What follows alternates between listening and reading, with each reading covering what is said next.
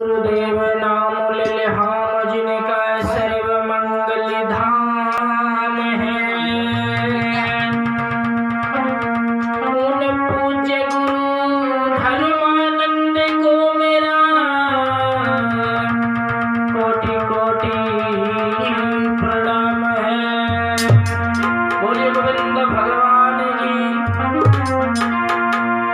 आइए आप लोगों के समक्ष एक घंटे का दास्तान लेकर के बोल ही विलक्षण कथा विशेष जनता की मांग के ऊपर महाराज शरियत की आप लोगों तक पहुंचाने का प्रयास कर रहा हूँ।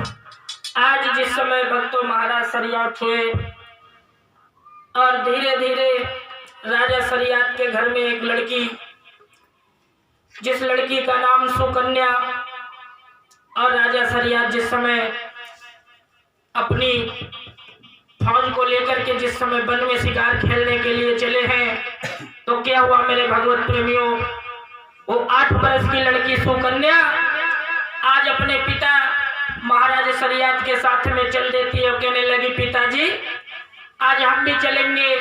तो राजा शरियत कहने लगा बेटी तू मेरे साथ कहाँ तक वन में घूमेगी और तू मत जा। उसी समय वो सुकन्या कहने लगी नहीं पिताजी मैं भी चलूंगी। फिर क्या हुआ, अरे चढ़ी घोड़ा पे बिटिया ने बन की सीट लगाई।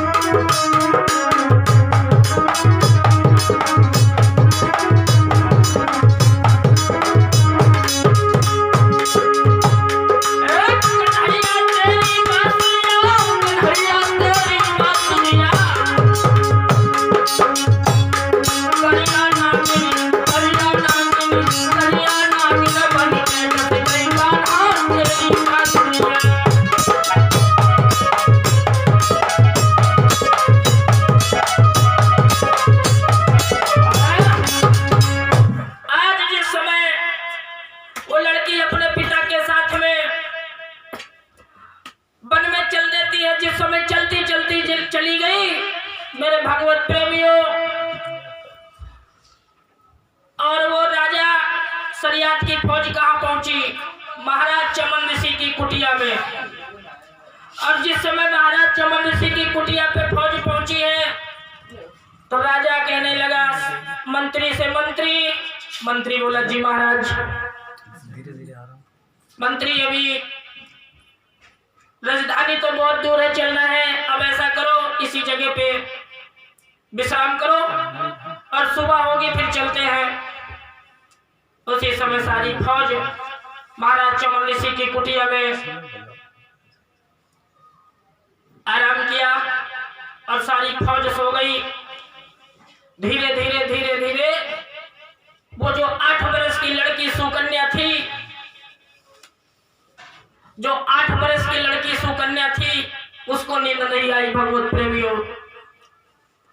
और उसकी जो 1-2 सखियां थी और उनसे बोली वो सुकन्या की बहन, चलो हम तुम बाग में घूमे आए। अब जैसे वो अपनी सखियों को लेकर के जब बगिया में चली है तो क्या हुआ मेरे भगवत प्रेमियों? इधर महाराज चमन ऋषि भगवान की तपस्या में लीन है और महाराज चमन ऋषि भक्तों तपस्या करते करते 10,000 बरस हुई गई रे करी गयो है तपधारी।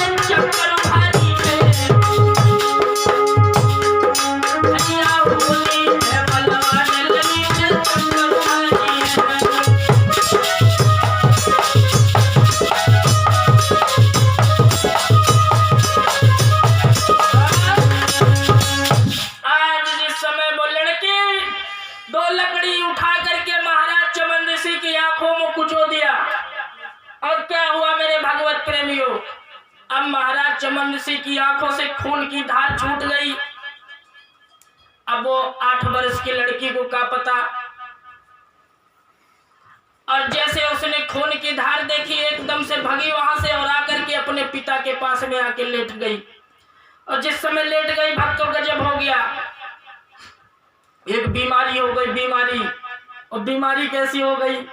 जितनी फौज थी सबके पेट बढ़ने लगे और मलमूत्र छूटने लगा। अरे जा पूरी भई बीमारी,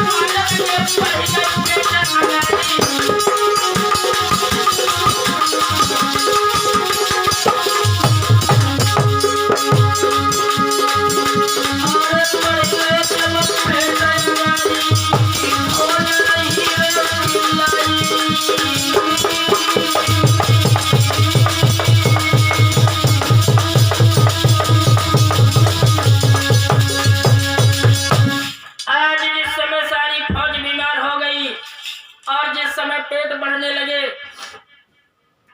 उसी समय महाराज शरियत ने अपनी फौज को बुलाया और मंत्री से कहने लगे, मंत्री सभी लोग हमारे सामने खड़े हो जाए और ये बताओ ऐसी ये बीमारी कैसे हो गई?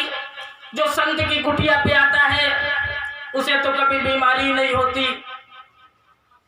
तो मंत्री कहने लगा, महाराज इसमें हमें कुछ लगता है महात्मा का कुछ हाथ है।